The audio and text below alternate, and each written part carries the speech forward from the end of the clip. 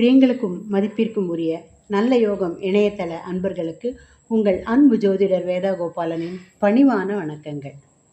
குரு பெயர்ச்சி ரொம்ப மெகா குரு பெயர்ச்சி, எல்லோரும் ஆவலுடன் எதிர்பார்த்துட்டு இருக்கிற குரு பெயர்ச்சி. இதற்கு பல காரணங்கள் உண்டு. குரு என்பவரே முழு சுபகிரகம். அவருடைய பெயர்ச்சி பெரிய நன்மைகளை ஏற்படுத்தக்கூடிய ஒன்று. ஏற்கனவே நடந்திருக்கிற சனி பெயர்ச்சிக்கும் இந்த குரு பெயர்ச்சிக்கும் ஒரு பெரிய கனெக்ஷனும் உண்டு. ஆகவே இந்த குரு பெயர்ச்சி பலரின் வாழ்வில் மிக நல்ல மாற்றங்களையும் ஏற்றங்களையும் ஏற்படுத்தக்கூடியது. ஆமாம் மேடம், இப்படி தான் எல்லோரும் சொல்லிகிட்டு இருக்கீங்க. இந்த ஜோதிடத்தை கிண்டல் பண்ணுறவங்க சொல்லுவாங்க, இது உனக்கு அப்படியே கொட்டும் கொட்ட போகிறதுன்னு சொல்கிறாங்க, என்னத்தை கீழ்ச்சிது, எனக்கு ஒன்றும் நடக்கலை, எங்கள் ராசிக்கு ஒன்றும் நடக்கலை, நான் பலர் சொல்லி கேட்டிருக்கேன். இந்த வருடம் நடக்கவிருக்கிற குரு பெயர்ச்சி 12 ராசிகளுக்கும் நல்ல பலன்களை கொடுக்க போகிறதுன்னு பற்றி எந்த விதமான சந்தேகமும் கிடையாது. அதற்கு காரணம் குரு தன்னுடைய உச்ச வீட்டுக்கு வருகிறார். இத்தனை நாளும் மிதுன ராசியில் இருந்து கொண்டிருந்த குரு பகவான் மே மாதம் 26ஆம் தேதி 11 மணிக்கு கடகராசிக்கு வருகிறார். அதாவது ஜெமினி டு கேன்சர்.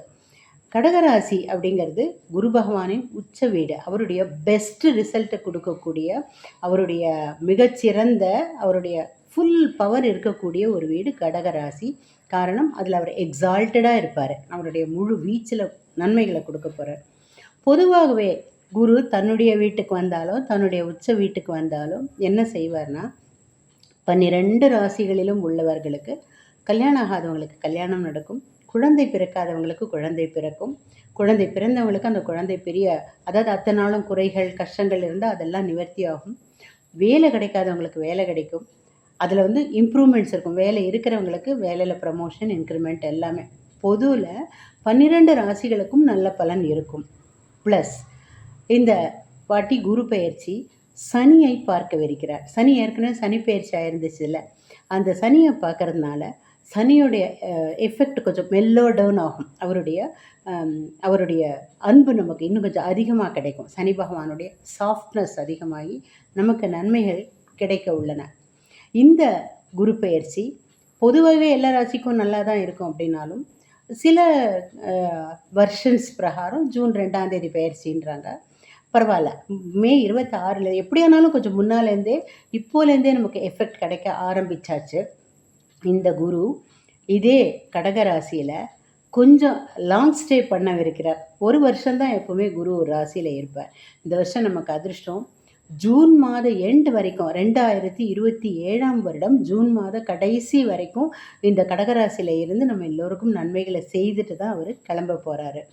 இந்த கடகம், இந்த கடகத்தில் வந்திருக்கும் குரு பகவான் நம்ம எல்லா ராசிக்கும் நன்மை தரும் எல்லாம் சொன்னேன். ஆனால் சில ராசிகளுக்கு எக்ஸ்ட்ராடினரியாக நன்மையை தரப்போகுது.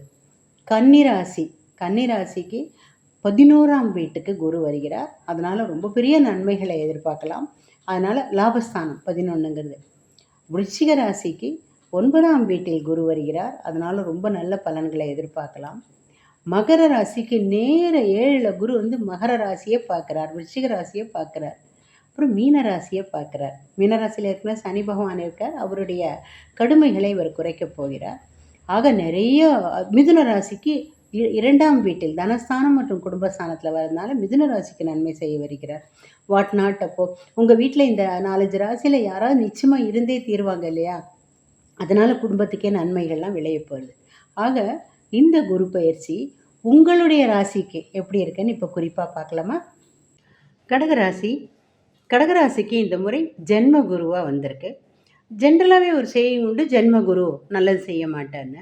ஆனாலும் எந்த ராசி ஆனாலுமே ஜென்ம குரு அவங்களுடைய ராசி மேல், அந்த கடக ராசி மேல், அது மாதிரி எந்த ராசியானாலும் ராசி மேலே குரு வரப்போது, ஈவன் தோ அது ஜென்ம குருனாலும் அவர் பார்க்கும் இடங்கள் அவ்வளோ நல்லா இருக்குது. 5, 7, 9ஆம் இடத்தை பார்க்குறார். முதல்ல ஜென்ம குருவாக வருது. இத்தனாலும் மறைவிடத்தில் 12ல் இருந்தார். நிறைய செலவுகள் இருந்து நல்ல செலவுகளாகவே இருந்திருக்கும். ஜென்மகுருவாக வரப்போது மனசில் இன்னும் கொஞ்சம் கனிவு, இரக்கம், அப்புறம் 4 கோவில்களுக்கு போகிற எண்ணம் வரும். வழிபாட்டு ஸ்தலங்களுக்கு, கோவில் வழிபாட்டு ஸ்தலங்கள், மகான்களை தரிசனம் பண்ணுறது, இதுக்கான எண்ணமும் வரும், கொடுப்பினை வரும். அதுக்கான வாய்ப்புகள் வரும். ரொம்ப நாளாக இல்லாமல் இருந்த வாய்ப்புகள் வரும். அப்புறம் இரக்கம் மிக்க காரியங்கள் செய்வீங்க. அதனால உங்களுக்கு இன்டர்ன் அது நன்றியோட அவங்க நன்றி செலுத்துறதாகட்டும், உங்களுக்கு வந்து அதுடைய பலன்கள் வரதாகட்டும், பாராட்டுகள் வரதாகட்டும், இல்ல உங்கள மேடை ஏறி இவர் இவ்ளோ பெரிய தர்ம காரியம் செய்தார் அப்படிங்கிற புகழறதாகட்டும், நீங்க அத விரும்புறீங்க, விரும்பலங்கிறது வேற விஷயம். இவ்வளோ நாளா மனம் அலைப்பாய்ந்துன்னு இருந்திருக்கும். ஏன்னா கடகராசியுடைய ராசிநாதன் சந்திரன். சந்திரன் வந்து அலைப்பாயும் மனதுக்கு உரியவர்.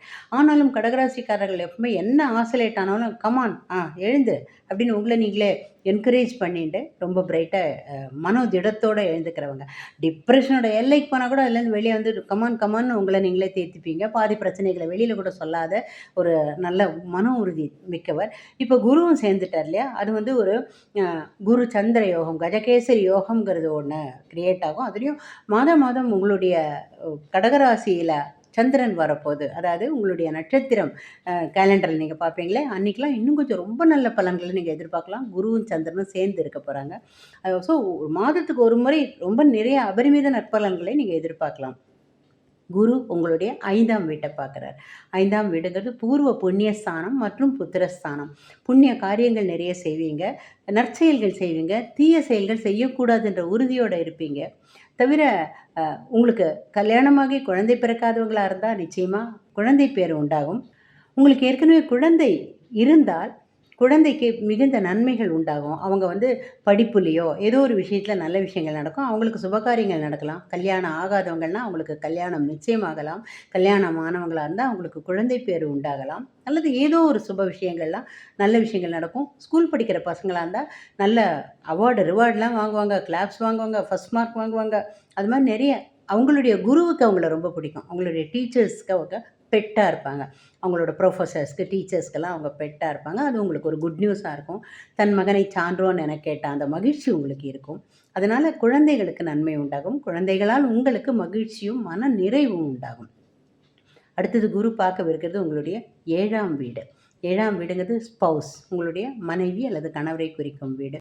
ஒருவேளை உங்களுக்கு கல்யாண வயது இருந்து ரொம்ப நாளாக கல்யாணம் நடக்காமல் அது பற்றின ஒரு விசனத்தில் நீங்கள் இருந்தீங்கன்னா கண்டிப்பாக இந்த வருடம் கல்யாணம் நிச்சயமாகும், கல்யாணமும் ஆகும். 5ஆம் வீட்டுக்கு குரு பார்வை இருக்கிறதுனால கல்யாணம் ஆன உடனே கன்சீவ் ஆகிறதுக்கான வாய்ப்புகளும் இருக்குது.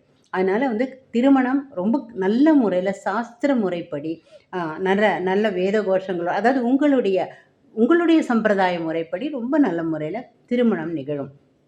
திருமணமான பிறகும் உங்களுடைய இல்லை எனக்கு கல்யாணம் ஆயிடுச்சுங்க, எனக்கு வந்து ஏற்கனவே நான் ஆல்ரெடி மேரீடுன்றீங்களா, உங்கள் கணவன் அல்லது மனைவிக்கு பெரிய நன்மைகள் உண்டாகும். அவங்களுக்கு எதான சொத்துல பங்கு வரலாம், அல்லது அவங்களுடைய ப்ரமோஷன் இன்க்ரிமெண்ட் மாதிரியான விஷயங்கள் நடக்கும். கோல்டு வாங்குவாங்களா இருக்கும் அவங்க. அந்த மாதிரி நிறைய விஷயங்களில் அவங்களோட வாழ்க்கையில் முன்னேற்றங்கள் எல்லாமே இருக்கிறதுக்கான வாய்ப்புகள் இருக்குது. அடுத்தது குரு பார்க்குறது உங்களுடைய 9ஆம் வீடு. 9ஆம் வீடு அப்படிங்கிறது அதிர்ஷ்டஸ்தானம் மற்றும் தந்தையை குறிக்கும் வீடு. அதிர்ஷ்டம் உங்களுக்கு ரொம்ப நிறைய வகையில் அதிர்ஷ்டங்கள் வரும். அந்த வீட்டில் ஏற்கனவே சனி இருக்கார். அதனால் இவ்வளோ நாள் அதிர்ஷ்டங்களை கொஞ்சம் தடுத்துட்டு இருந்தார். அதாவது தடை தாமதங்கள் எது எடுத்தாலும் தாமதம் ஆகிட்டு இருந்தது. ஒரு விஷயம் நல்ல விஷயம் நடக்கணும்னு நீங்கள் முயற்சி பண்ணால் தடையும் தாமதமும் வந்துகிட்டே இருந்தது. ஆனால் இப்போது பார்த்தீங்கன்னா அந்த தடை தாமதங்கள் விலகிறதோட அதிர்ஷ்ட வாய்ப்புகள் அதிகமாகும். நீங்கள் உங்களுடைய இன்வெஸ்ட்மெண்ட்ஸ்லாம் ரொம்ப பெரிய நல்ல பலன்களை அளிக்கும். நீங்கள் வந்து என்றைக்கோ கொடுத்து மறந்து போன கடன்கள் திரும்ப வாராக்கடன்லாம் திரும்ப வரும். அஃபிஷியலி ரொம்ப நல்லா பர்ஃபார்ம் பண்ணி நீங்கள் அதில் வந்து நன்மையும் லாபமும் அடைவீங்க. அதனால் 9ஆம் வீடு நல்ல நன்மைகளையும் அதிர்ஷ்டத்தையும் தரதோடு உங்கள் தந்தைக்கு ரொம்ப நல்ல பலன்களை தரும். அப்பாவுக்கு ப்ரமோஷன் இன்க்ரிமெண்ட் வரலாம், பூர்வீக சொத்துக்கள் வரலாம், நிறைய பண வரவுகள் வரலாம், சேவிங்ஸ் இன்க்ரீஸ் ஆகும். அவர் மனநிறைவோடு சந்தோஷமாக இருப்பார். நம்ம தந்தை மனநிறைவோடு இருக்கும்பொழுது நமக்கும் உங்களுக்கும் இன்னும் கொஞ்சம் மகிழ்ச்சியான நல்லுறவு அதிகரிக்கும் இல்லையா? அதனால் தந்தையால் உங்களுக்கும் உங்களால் தந்தைக்கும் நன்மையும் மகிழ்ச்சியும் நிச்சயமாக அதிகரிக்கும். அதனால் ஆல் தி பெஸ்ட்.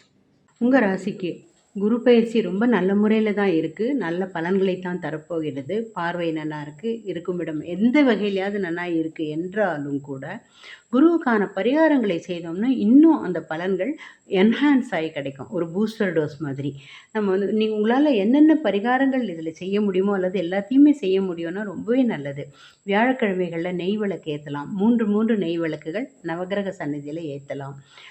அந்த 3 வாரம் 3 சுமங்கலிகளுக்கு வெத்தலைப்பாக்கு, மஞ்சள் பூ, மஞ்சள் பழம், ஒரு ₹30 தட்சணை வச்சு கொடுக்கலாம். மஞ்சள் பொருட்கள் தட்சணையா வச்சு கொடுக்கலாம். அந்த காலத்தில தங்கம் வச்சு கொடுப்பாங்க. இப்போ உங்களுக்கு கட்டுப்படியாகும்னா அதையும் தான் செய்யலாம்.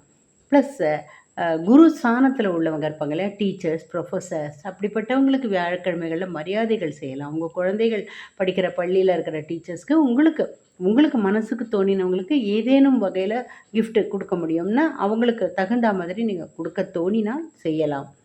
அடுத்தது வந்து தக்ஷணாமூர்த்தி, குருவாயூரப்பன், மகா பெரிவா, ராகவேந்திர சுவாமி, சாய்பாபா இவங்க எல்லாருமே ஜீயர் சுவாமி, உங்களுடைய ஆச்சாரியன், நீங்க குருஜின்னு கூப்பிடக்கூடியவா யாரா இருந்தாலும், அவர்கள் குருஸ்தானம் தான் குரு பகவானுக்கான அ பிரதிநிதிகள் தான். அதனால அவர்கள் எல்லாம் வணங்கி, நீங்க இப்ப நான் சொன்ன இந்த கடவுளர்களுக்கு அந்த கோவில்களுக்கு போய் நெய் விளக்கு ஏத்தலாம். மஞ்சள் நிற பிரசாதம் குடுக்கலாம். பாபா கோயில்ல 30 லட்டு குடுக்கலாம் வியாழக்கிழமைகள்ல. எந்த எந்த வியாழக்கிழமை முடியுமோ குடுக்கலாம்.